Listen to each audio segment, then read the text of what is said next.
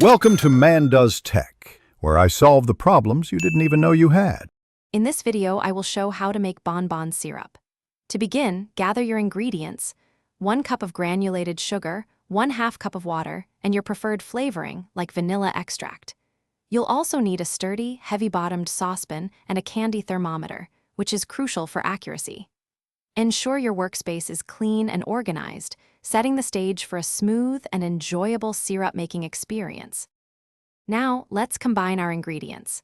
Pour the 1 cup of sugar and 1/2 cup of water into your heavy-bottomed saucepan. Place it over medium heat. Stir the mixture gently but continuously until you see that all the sugar crystals have completely dissolved into the water. This initial stirring is important. Once the mixture starts to boil, stop stirring immediately to prevent any unwanted crystallization. With the syrup boiling, it's time to monitor the temperature. Carefully insert your candy thermometer into the syrup, making sure it doesn't touch the bottom of the pan. Continue to cook the syrup, still without stirring, until the thermometer registers exactly 240 degrees Fahrenheit. This specific temperature is vital. It ensures your syrup reaches the softball stage, which is ideal for creating delicious, pliable bonbons.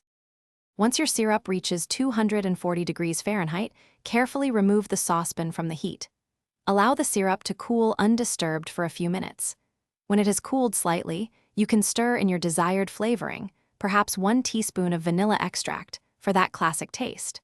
Finally, transfer your perfectly made bonbon syrup into a clean, airtight container. It's now ready to be used in your favorite bonbon recipes. Thanks for watching. If you found this helpful, don't forget to like and subscribe.